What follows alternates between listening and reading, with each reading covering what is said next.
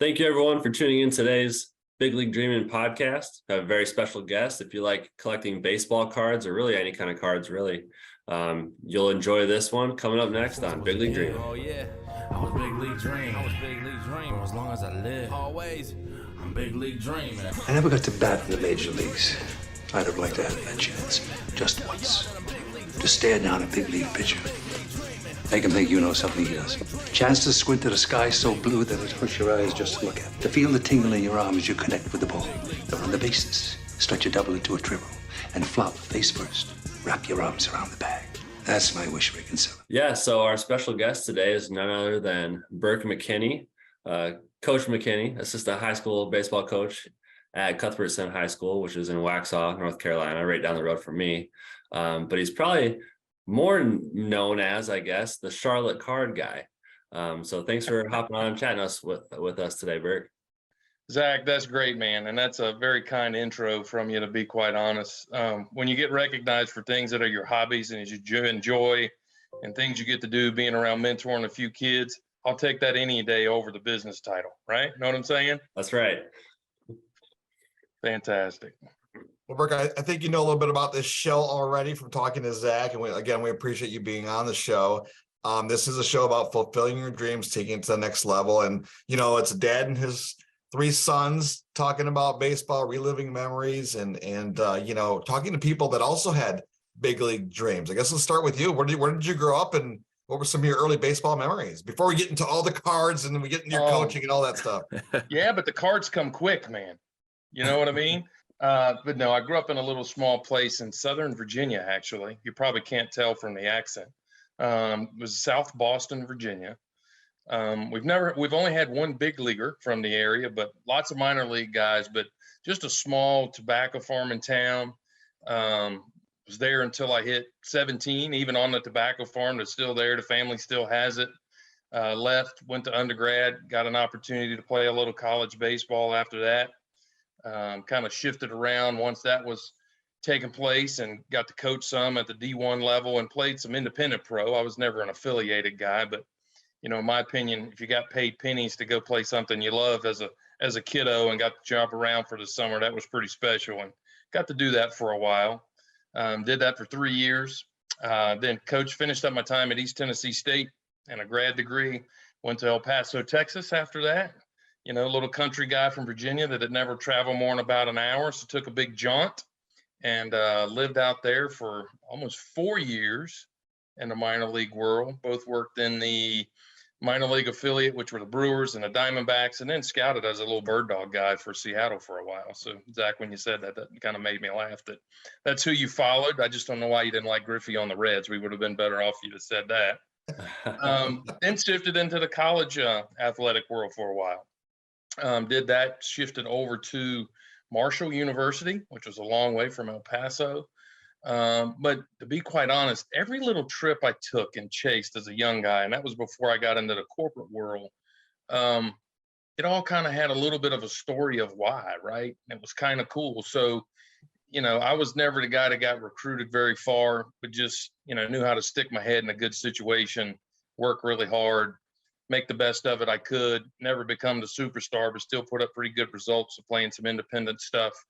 Got to play under Steve Swisher, you know, who was an all-star in the big leagues in the 70s. He was our general manager for the team I was associated with in West Virginia in the Frontier League.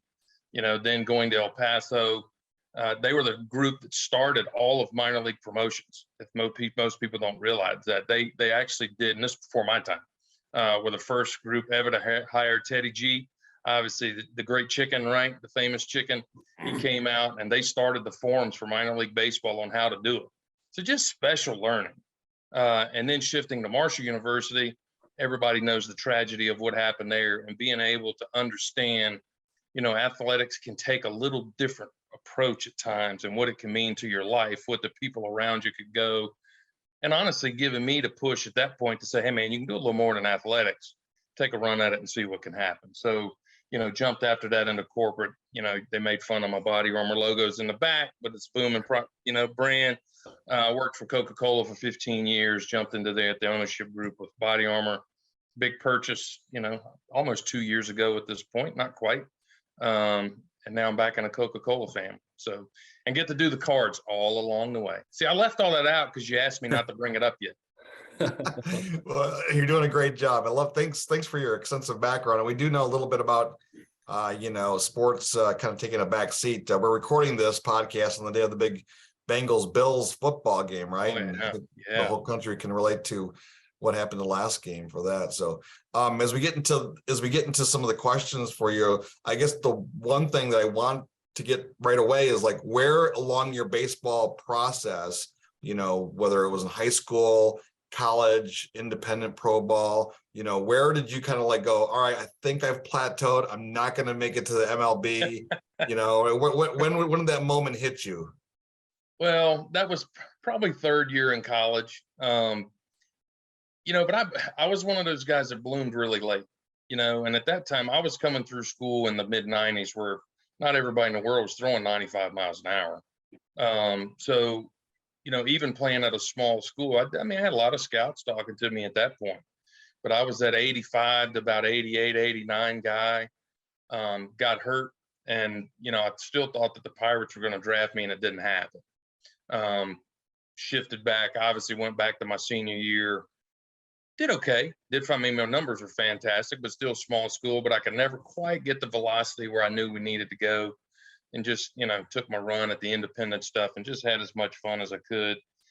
Heck, man, I'm almost 50 for God's sake, and I still hadn't given up the dream that I can maybe do it. I don't let the kids take easy BP all the time. You know what I'm saying? I got to let them have it. There's no layup so they can hit ropes off of me. So I haven't given up the dream. Who are you kidding? I'm coming back. There you go. Well, I grew up on the cards. I was looking at some of your tweets, Charlotte Card Guy, and I was looking at you were saying, hey, if anyone needs any 75 minis to complete a set, I'm here for you. And I like laughing because those are my childhood memories, right? But I'm going to leave the card questions to Zach and Ty because cool. I passed on my passion for baseball cards to them when they were young, and they're currently in the card game a lot more than I am. So I guess Ty, you probably have a question for Mr. Card Guy himself, right? Yeah, if we're talking about the 75 minis, what do you think of like all the newer cards that are kind of redoing like the old stuff? Like, do you like those? Do you collect those, or do you just stay true to like the older stuff? Well, I'm pretty true to vintage, to be quite honest. But I think the companies are smart to do that, right? Because there were so many the industry boomed in the 80s and 90s, right? The junk wax production is what killed it. So a lot of those guys, and one of the only few great things that came out of COVID was the turn that so many collectors came back in that were looking something to do that they enjoyed as teenagers. And it really shifted the industry again. And I think it gave it an opportunity for all those guys. For one, you always like what you always like, right? And it's as I get older, the more and more I realize that. And then copying and redoing, and we always laugh about the shiny card stuff, right? But I think it's great for the industry. Some of the prices that kind of came out, we could talk about, that's another conversation. But anything that'll pull people into the hobby, there's nothing better for me at a show when I sit there and I try to stage my place right in front as soon as people walk in the door, because the very first thing I want to do is, one, ask them how their day is going. Two, if they've got a kid with them, I'm talking to him first. And then what are they looking for, so I can point them around the room so that they're very comfortable when they're there and it doesn't become awkward for them at all. Yeah. And I think that's key. The hobby's been fantastic for a lot of friends and families, and just great for a lot of people. And I think it's fantastic what's going on. I just hope it stays. I hope we don't go back into another junk wax era, which I can kind of feel a little bit. The numbered stuff will help that out. But I've enjoyed it for a long time, and I hope it doesn't slow down anytime soon. Well, Zach, you ran into Burke. Obviously, you guys know each other a little bit. Why don't you tell me a little about some of your experience, some of the card shows you've been to, and he's been there, and why you wanted him to be on the show? Yeah, I want to hear this. Make this one good, Zach. Don't blow it. Just real good, Yes. would you? The reason I want to have Burke on the show is because Burke sold me my first graded Griffey. So a year ago, they had a card show at the Charlotte Knights, and Tommy Viola. So Burke, I help run the scoreboard and do the nice, okay. Knights. So I know Tommy real well, and he was like, "Hey Zach, we're having a card show here. You should come check it out." And I'm like, "Okay, I'll go check it out." I bring my two, 3-year-old daughter at the time, didn't really know what I was getting into. And I walk in, and there's like all this amazing stuff, and she just wants to get into everything. And I'm like, I want to look through all this stuff. And I kind of make my way around, and I'm like going to leave, and Burke's table is like at the front, like he said, one of the first tables, I guess. And there was like, it was like a graded 7, the iconic Griffey card, and I was like, I need that card. So I was like, I was telling Tommy that I got it from that table. He was like, oh yeah, that's Burke, that's the guy that kind of puts on the card shows. And I was like, oh man, I gotta get back to more of these. And it really got me back into it. So I guess, how long have you been doing those card shows? Because I see you post like every other month or so you do the big Charlotte events. Kind of how did you get going to bring these events back? Well, I would tell you, COVID kind of did it. To be quite honest, I did some shows as a really young guy, and I've loved the hobby forever. I mean, I've got cards that I bought when I was 6 years old, and no one around me collected cards. Right? It wasn't a dad, it wasn't a friend, nothing.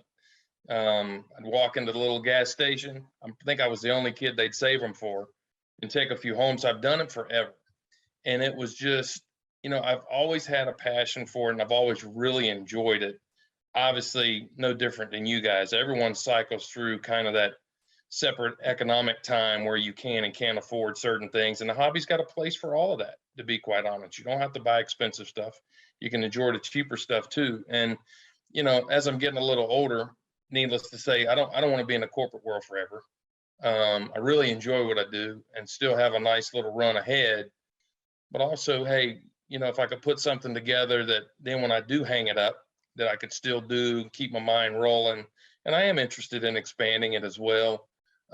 Just keep rolling. So we've been at it about 3 years at this point, as a different group other than when I was a young guy. And it's gone quite well. I mean, my emphasis isn't to do, massive promotions, give away a bunch of stuff, all this. I want the hardcore collector that loves coming, feels comfortable, can get a variety of absolutely anything they want while they're there, probably gets surprised because there's bigger stuff in the room than they thought there would be at a 100-table show, and will keep coming back. That's what I want. And I think if we maintain that, the fly-by-night promoters don't do that, right? They got a flash. They want to make big money. And it's not a financial thing for me. Is it nice to make a little money of it? Of course, right? Everybody works to make a few bucks, but it just lets me put money right back into the hobby. So it's fantastic, and it works out. And I don't have any intentions right now. We're doing every other month. We're looking to add like 3 different shows. It's just got to be the right mix. And I also don't want to step on any toes of guys that have been around the business for a long time either. I don't think that's fair. There's a guy in North Carolina that took it from another guy from Raleigh. He purchased his business, and the guy doing it now, he was an old softball coach at a high school forever, right? So what do I get out of trying to get in his kitchen and take something away? Zero interest in that. Zero. So I talk to him quite often about, hey, when you want to sign out and you're done, just let me know. I'm interested. He does the Hickory Show, which you've probably heard of it. It's a pretty big one. It's the biggest in this region, and he's been around a long time. So just waiting that out a little bit. He won't do it forever. And then we'll continue to expand from there. So that's kind of where we're at. Well, Burke, back in the heyday, I mean, shows were the thing, right? I mean, back in the 90s, I mean, these massive shows, you had athletes showing up to sign autographs, long lines. I mean, it was a big business, and there was kind of a resurgence. I got back into it after a 60-minute show back in the mid 80s saying how these baseball cards were worth some big money, and I was always a collector back in the mid to late 70s, early 80s, and found myself with like some 1952 Topps cards that a neighbor just didn't want anymore. So I was all excited, and I found out, well, the commons, even from that 52 Topps set, were worth some money, right? And, no doubt. And then I got into the boys have heard this story. Then I got into like collecting basketball cards, and I had a couple Michael Jordan rookie cards at the time, and didn't really think anything of it. And I had that. Was it 91 Fleer? What year was that? The basketball that was really exploding. You talking about the star sets with Michael when he was coming out? Yeah. And then obviously the Fleer sets in '86 right after that. Yeah, that's what I meant. The Fleer sticks in '86. So that I went like crazy and bought boxes of them, and then had to put that hobby on hold because I was still in college. Yeah, And didn't exactly. have a lot of money, right? But you know, take that kind of, you know, kind of excitement back in the late 80s, early 90s, mid 90s, and then it kind of went dead for a while. Why do you think it's coming back? I mean, I know you said COVID was a big deal, and people were kind of looking at that, but it seems to be, my take on it is that social media has helped bring it back in a way. People are, you know, unpacking cards live on the air, right? They're doing all these shows. There's a lot of discussion on Twitter. That plays a big part of it, I think, don't you? Yeah, I do think that's a big part of it. You know, when I've done the shows, 100% of my advertising is social media. You know, the local guys here at the shops will put out some flyers and do some of that, but you know, that's how we got our first crowds. And now it's pretty consistent. The following's grown on a lot of that. You know, you bring back that little spurt where it started to die in 2012, I think was the date. I'd have to look to make sure. I'm walking around a show in Charlotte because we had already moved. Man, I was the youngest guy in the room. And I did get concerned at that point because, you know, I had nice stuff and I didn't get rid of all of that, needless to say, but it concerned me that some of the sets or some of the things that, you know, had nice value could potentially go away. And I auctioned a nice chunk of some things I had, which I could punch myself in the face now. But at the time it was like, man, I don't know, you know, and it had been a while. And it wasn't but about 3 or 4 years after that, before COVID, you know, it was already coming back. That just helped snowball it, to be quite honest. And I think people just, it's nice, clean fun. Yes, there's some guys that turn it otherwise, and that's going to happen in anything in the world we do. But it's so enjoyable to go in, pop open a pack, see some guy, maybe you're at an autograph signing. You know, I'll never forget the time I met Ernie Banks that way. And he's left an impression on me my entire life just because of how kind of a person he was over a 2.5 minute little time period of me talking to him, right? And I do think that it helps extend the life of the hobby again. I mean, people have been collecting these things forever, right? They were in tobacco packs at the turn of the century. Has it gone through ups and downs across all of it? Of course. You know, if you and I had some scuba gear in the 50s and could have been old enough to go jump out in the river there and scorch up some high numbers, right? We'd be worth a whole lot more today than we are. But that's part of the mystique of the whole thing, you know? I think it's interesting the amount of younger folks that are starting to buy vintage cards even in the last 18 to 24 months. You know, it's almost like that consistent piece of, it's like the stock market even. I mean, it's, if you buy certain vintage, you're going to get a percentage of growth just over and over and over again. Is it going to be huge? No, but it's going to consistently grow. Or if you really, you know, if you're more nervy about it than me and you want to take a shot at some of this big new stuff that runs for thousands, and then 2 weeks later, it's worth about 10% of that, that's your prerogative. You can do it if you know, it's just like buying crazy stocks. It's no different. Yeah. And I think people love the assets anymore. I mean, my goodness, look at what the market's done the first part of this year and end of last year, you know, and card values have been fantastic. Yeah. It's just interesting to watch. And, you know, the stuff that is holy grails, not everybody can afford it, right? But that stuff's not going backwards anytime soon.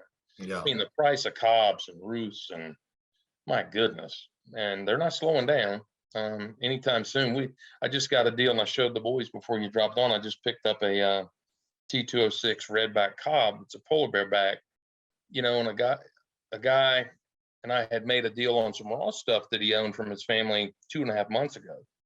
You know, and some of that has fallen just a little, not much, which is typical for this time of year. Yeah. But the Cobb, we started looking at the other price. He goes, well, have you looked recent at what's going on? I'm like, nah, man, I just have written down what it was before. Here's kind of where I'm at. And he goes, well, you should take a look because it was up, you know, through everything else going on, for people not having money, interest rates going through the roof, houses are expensive, can't afford to go in a grocery store. And guess what? The high value tobacco stuff, it increased about 15%. It's just insane. So it's pretty cool, actually. Well, I know Ty's an avid collector, still, you know, he's at it and he's in his, how old are you now, Ty? Have you hit 30 yet? This year I'll be 30. Oh my gosh. Yep. Oh my goodness. But I'm sure you have a few questions. John, hold on. That means you're getting old, man. I am the OG. But Ty, I'm sure you have some questions for Burke about, you know, your cards, your collection, because you have a pretty massive collection. Yeah, I got a pretty nice size collection.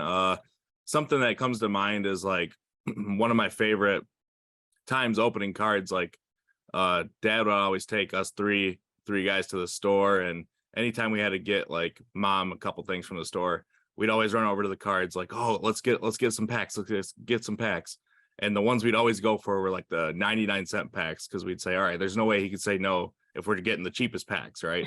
So we'd stock up on these 99-cent packs. And I remember like clear as day opening one of these packs, and they were the, you know, cheap little Topps Total cards, and pulling a David Wright autograph card, and me being a Mets fan, I just lost it. Like, oh my gosh, there's real signatures in these. Like, because we've heard about like signature cards being in them, or jersey cards, bat cards, but we never really ever pulled one. So pulling that first autograph card was always like a big pull, big memory for me. So I just kind of want to know, like, what do you think about, like, what are some of your big pulls or some of your memorable like pack openings, like a card you really just lost it over? Well, interesting you throw it, because what you guys pulled now compared to what we pulled, you know, I'm more along the lines of what your pops pulled out of there. And you know, I can remember popping, you know, packs even late 70s. I was born in 73. So considering I was pulling packs at 6 years old, I don't remember much of that, right? I still have some, you know, bought kind of through those early 80s. But I would tell you my first just chasing it like crazy was 85, 86, right? I'm kind of 11 to 13 through that stretch. And at that point, if you pulled an 86 Donruss Jose Canseco, you thought that you had gold, which, and at that time you really did, because they're a whole lot more expensive then than what they are now. And, you know, being from a small town, right, we didn't have but so many stores to pull them out of, but you would go in, pop a pack, you know, and do that. And it was just so much fun. You'd call your cousin. You can't wait to get home, right? We didn't have cell phones. You just run to the house. Dude, you got to come and see what I got. You won't believe it. You wouldn't tell him. So here he comes on his bicycle, running like crazy. And, you know, those stories are pretty cool. And it's, you know, now I kind of get that feel, because I'm not a pack popper, right? I don't do any new stuff. My son does. He's 17, so he buys it. He's totally a collector. Zero interest in the investment side. He's a Reds guy, and if he gets a Drew Stubbs when Drew was playing for the Reds, he's excited as all get out, right? But it's when you get that call from someone that's saved cards forever at this point for me, and they're truly looking for an honest assessment of what they have. And I think I've gotten a reputation as a buyer. Yeah, I always have. You can't get it and pay retail for it when you're buying chunks. But to see what's been in a closet or a shoebox or somewhere that you can really uncover and share with that person, hey, look, this isn't all junk wax era. This is what you've got. And to see the look on their face sometimes is pretty amazing. Now, everything, you can obviously look it all up on eBay at this point. So that's changed a lot in the last 7-8 years. But it still happens. And, you know, I get giddish as all can be when I get a chance to go look at a fresh collection that someone's had. The tobacco stuff I just shared with you guys, the guy had found them in his grandpa's house. He's from the Philly area. When he was a teenager, had given them to the grandma, and this was over 30 years ago. The grandma's really aging at this point, needless to say, right? Pulled it out. She needs money to pay a few bills. That's where it all came from. So this was fresh to the market stuff. Every card in it was a shorter back. Everything was polar bear. Nothing was common back. I mean, just a fantastic collection. So it still happens. And when I get a chance to see some of that stuff, I'm like a kid running to it, you know, and it's pretty cool when you get that chance to me. No different. I mean, some of the short print stuff that you guys get the pull tie, I think is awesome. You know, my son, when we first moved to the Charlotte metro, we were in West Virginia, came down, he goes to a Target with his grandmother. So at the time he had to be 5, 6 years old, whatever it was, pops open a one of 5 Nolan Ryan when that stuff was pretty new at that time, right? I think it's worth like $500 at this point. He pulled it out of a Target pack, bought one pack, you know, kind of crazy. He still has it. Zach? Yeah, that's wonderful. We'll have to get you connected with our little brother Zane, because he's the pitching coach at an NAI school up in South Bend. So I don't know if his son is interested in all playing at the next level, but that could be something there. Not to diverge from the card conversation too far. No, not at all, man. I mean, I think that's fantastic. I wanted to coach my whole life. what I intended to do. I got talked out, and I was going in back deeper into the scouting business, and a friend of mine that I'm still close to today would have been about my age then, so it's 20 years ago. The Mariners had offered me a full-time role, and of course I said, okay, I'm interested, right? I can't make it as a player, can't do this. He talked me out of it. And he's still in the scouting business. It has, but it is such a hard way of life. And those guys don't make a whole lot of money. Your buddy's scraping if he's helping at an NII up there as an assistant. It's not like he's rolling around in a whole lot of money, but I've started to realize how close the business world is just like coaching a sport. It's no different. Maximizing your people, teaching them little things to make them better every day, being able to enjoy what you do, and, working for someone that respected what they had going on. I learned all that and realized I didn't just have to do it in sport. Now, do I miss it every day? Heck yeah, which is why I help at the high school, right? But it taught me you can do it in other things too, change the way of life for your family a little bit. And then I still have the hobby with the cards, right? So I've never stopped that. And that helps keep me rolling. And I don't know that I'll let my wife, I tell her occasionally if I retire, I may use some of it to kind of, pay off an extra little home somewhere or whatever it's at. And she laughs, you're never selling that stuff again. We'll see what happens. Where are you coaching at again? At our high school. I still spend time at the high school here. My son's a junior. I see my daughter had come through as well. She was a soccer athlete and scholarship athlete, as a matter of fact, at Queen's University. And we just love athletics in our family because I think it teaches kids so much. And, as mine have gotten older, I even spent time for 10 years volunteering at the Little League in the area and ran that group. We had 2,500 families in a group, so it's pretty big.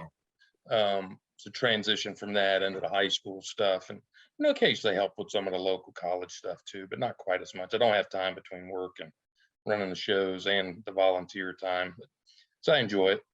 I got one quick question on the coaching end of it, especially working with high school kids. What are you seeing right now? What kind of kids are coming through the system? What are their strengths? Where are the weaknesses? Are you having to teach fundamentals all over again? Are you having to keep them in check when it comes to they're constantly training? They're thinking about college, they're thinking about pro ball. I mean, there's a lot going on. When I coached many years ago, we had certain things happening, certain trends. What are you seeing from kids today? Well, the one that hurts my heart the most is that, and I'm in a fairly affluent area, right? So when we get them, and this is even the young guys, it's like they think they are supposed to go to a high level, whether it's make all state, they got to go to college, they got to have a chance to play professionally, or they failed. And that's the saddest thing that I see in amateur sports right now, that it's taken a piece of the fun out of it, because just being a great player and a great teammate sometimes doesn't always pass the test, because society, and I think social media is a big blame for some of this, it's put so much pressure on those guys and young ladies too, right? To be so much more sometimes than even what they have an interest in being, that keeps them on a nice plane and extremely happy about what they've done. And the world's got to cycle back out of that a little bit, right? The things we see, and I talk a lot to the kids about it. Yeah, you see everybody that committed early on all these posts, and they talk about that, but yet you don't see the 70% of those early commits that never make it to that school that they say they committed to, right? That's not real public, but it's real. It's also, the Division I's that roll 50 kids in, knowing they're going to cut 20, because then it'll be what it is. Coaches doing that. And that's very real. At some very high level schools, and it's just not right. The game's got to cycle back out of that a little bit. Those are the two things, and it's every sport, it's not just baseball. That really frustrates me. But the other side is being involved from a coaching piece. You still get to be, a little bit of an authoritative figure where you can mentor folks, share some things with them that maybe they'll take as a lesson. And talk to them about some of what they see, right? It's not hard. I try to stay as relevant as I can in what's going on.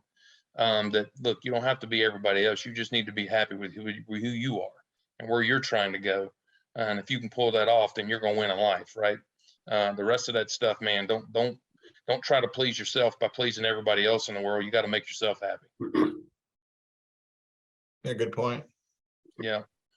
Yeah. And that has nothing to do with trying to hit home runs every day, because that has changed. The fundamentals are completely different. I think that's going to change in the big leagues too. People are going to quit. They stop. I mean, it's boring to watch home runs and strikeouts. Yeah. Really is. Yeah. So they'll have to shift out of that some. And I'm hearing some scouts and some guys in the business already starting to say it. You know, some of the analytic guys that even got hired to run in the minor league systems. You know, you hate to say it. What John Kruk probably wouldn't even get a chance to play today, right? You know, chunky guy that could just rake. They wouldn't even draft him. No chance. Tony Gwynn probably wouldn't have got drafted today. It's insane. Yeah.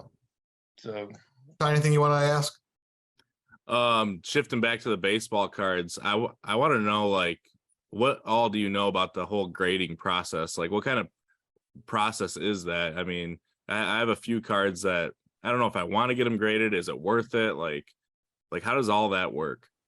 well, you have to decide what you want out of the cards first, right? If you're into it just for the hobby, it's your choice. Some people like them in a slab. Some people like them raw.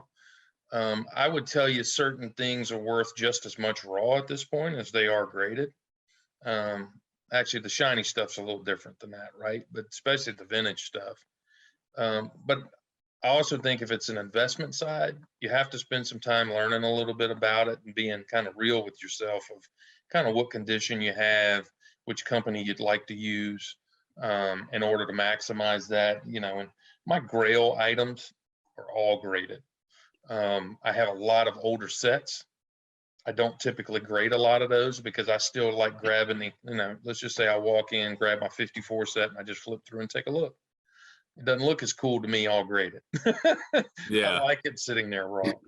So I do a bit of both, but the stuff that the higher level stuff, you know, on the other side too, is there's so many fakes out there anymore. You know, if you're not a person that's been in the business for a long, long time, there's some good fakes. And the thing is they're starting to fake items that really aren't even that good. And they'll try to slide it by. So the authentication gives you an opportunity to bypass that. It gives a novice collector that maybe wants to get into vintage, doesn't know a whole lot about it. It gives them kind of a safety net of, hey man, this is already graded. I know it's authentic. They can look at any number on any grade and go online and say, hey, this kind of sells for this. This is kind of the range. And, you know, they can do it a little easier. Can't do that with raw cards. You got to know what you're doing. And you can get smoked pretty quick. So anyway, so you got to decide which way you go with that. You know, grade your stuff that you're going to keep forever. Try to maintain a nice run with. Man, the stuff you like looking just to share and flip around on the desk and go for it. Keep it as you like it. Well said. Yeah, I think you just pay whatever the fee is and mail it out, and then they mail it back to you graded a few months later, right? Oh yeah, that's the process for sure. And there's 3 or 4 companies, you know, one of which in my opinion carries the biggest weight. They had some big log jams around COVID, which were a train wreck for a lot of people, but who knew that was going to happen, right? You know, SGC as example right now is turning stuff over about a 2-week time period. I just got back some PSA stuff that was about 90 days. So not that long in the grand scheme of things. And the costs are starting to come back down a little bit and be realistic. You know, prior you could do bulk rate stuff, which is how I did most of the cards I graded, down to, you know, $8 even at times before COVID, $10. And now they're kind of getting them into that 15 to 17 range, which is fair in the grand scheme of things to grade it. But you don't want to send stuff in, right, and pay $20 to get it done, and then it's worth $20 when you get it back. That's a little bit of learning to get people around you to, you know, help you recognize what the value is before you send it and whether it's worth sending and all that. So, but yeah, it's not a super long, and it's pretty easy. You know, there's a lot of folks out there that help, and I've considered doing this at shows where, you know, say, Zach, you brought in a stack, you've never done it. Hey, can you submit these for me?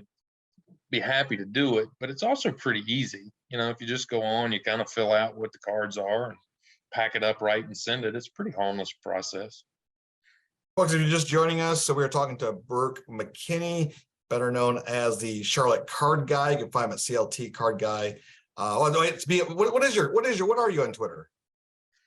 Well, on Twitter, it's under BM Sports Cards because somebody had the CLT Card Guy at the time. But if you just do a search, it pops up, and then I have that on all 3. So I do spend more time on Twitter. I like that format. It's easy. It's hard to run all three when I'm still working professionally and to knock all that out. But I've got it on Facebook as well, and then Instagram as well. All of which, if you do a search under CLT Guard Guy, pops up. And yeah, it's been fun, man. I mean, I've bought a bunch of things from guys on there that'll pop up and see that I like vintage, and you'll get other guys that say, "Hey, help me understand this. What is this you showed me?" Right? And then you'll trade some notes on the side and let them know what they do or don't have. It's cool. I enjoy it a lot. Let's wrap this thing up. We really appreciate you joining us on today's podcast. I just have one question. Maybe the boys want to follow up with one question each.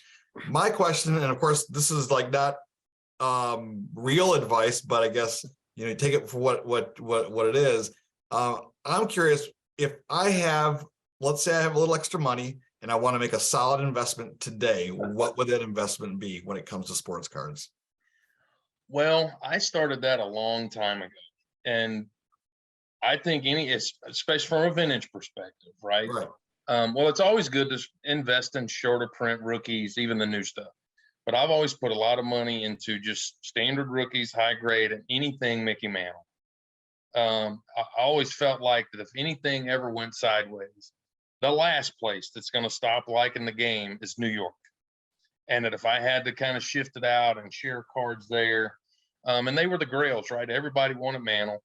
I remember going in shows, even if I had $20 in my pocket, I'd just find the best thing that had his face on it for $20, and that's what I'd get, and home I went. And I've got a pretty big stack of them at this point, but it's a safe bet, and all those older rookies like that, somebody that stays relevant over the years, it's just a great spot to put it without being risky at all. Little more challenging. Stuff has become more expensive, so it's hard to roll in and roll $100 out and think it's going to be worth that, right? But just a great place to do it. I think some of the next guys coming, because a lot of our great legends, Aaron and all those guys have passed on to other places, and he was a wonderful human being. It's who's the next guy? Who's the next icon after Willie's gone? And let's hope that's a long, long, long time. But who is it? And, if it's going to be the guys in the 60s and early 70s, will have to be. So, Nolan Ryans of the world, bench stuff is still extremely cheap, in my opinion, and he's very public. So even if you see some of the crazy commercials in him, right, he's still public. But staying relevant's a big deal, and I think those guys will probably be the next cycle up. Zach, how about you? And then the next icon will be Julio Rodriguez, so then we'll be good to go. Hey, tell you what you do. You go spend $1,000 on those rare cards now, and he breaks his ankle in spring training, doesn't play again. You did good. Burke, killing me already. All right, so I guess what are a couple, I can't just say one, but a couple of your top favorite cards that you have that you'll never get rid of? Oh my gosh, I have so many that I really, really cherish. My favorite card of all time is a 58 Mantle All-Star, right? And you can buy those all day long for $75 to $200. I just love the card. I think it's great. It's a bright card with a red background with stars on it. So it's a personal favorite. Then when you shift kind of to some others, I am fortunate enough to have a Topps Mantle rookie. I do have that. I have a beautiful 51 Bowman Mays rookie that rank really high on my love list. And then another one. Hey, I've got a little card of my son when he was 11 years old when we made our first trip to Cooperstown, and that sits right in the same spot with all my grails. So to me, it's priceless. The others don't know yet, right? We'll see where his career lands him, but that's special too. So it doesn't always just mean, of course, I love my stuff that's worth a lot. There's other meaningful pieces in my collection that I get an awful lot of joy out of. And his stuff is the same. Even my daughter made me a little card once, and it sits on my counter next to all the other stuff I grade and hang out. So have him autograph it. I have. Both of them are. Ty? Oh yeah, real quick, just a rough guesstimate or rough estimate. How many cards do you think you have? Well, I'm not as heavy quantity anymore as I am value. I weeded out a lot of the random stuff. Okay. You can't. At one point, I was around 2 million. 2 million. Yeah, it was. Oh my gosh. My wife, we moved to Charlotte, and she tells a story. you know, she kept telling the movers they were bringing boxes, and she goes, Burke's office, Burke's office, Burke's office. At one point, I couldn't tell them Burke's office anymore. We were overrun. So I'd kept a lot for so long, and I weeded out most of what I thought was kind of shrimp stuff that was there forever and worth less than it was from when I had years ago. You know, I gave it to hospitals, gave them to little kids, give them away at the shows. I mean, I've done a little bit of all of that. You know, I'm not nearly as deep, but I do have a beautiful set run from 52 up. Pretty close on 2 of most of those, to be quite honest. And then the other things, I just kind of keep key pieces and things I really enjoy. So more about that than it is quantity for me anymore. She doesn't want the mass anymore, nor do I. Yeah. Good question, Ty. Good question. Well, Burke, really thank you so much for joining us here on Big League Dreaming, the podcast. We appreciate it. Hopefully we'll get to run into you at a card show in the Charlotte area at some point. Yeah, I hope you do. And guys, I hope you have a great day. And I think it's awesome that you're doing this together as a family. Stay blessed. Appreciate your time and thankful for what you do. Keep selling the hobby, guys. It's fantastic. There you go. Ty, can you tell people where can they get more information about Big League Dreaming, the podcast?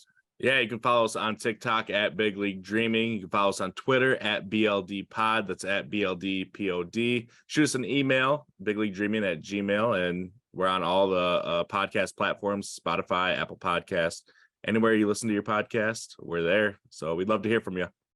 Take care, everyone. Bye. Thank you.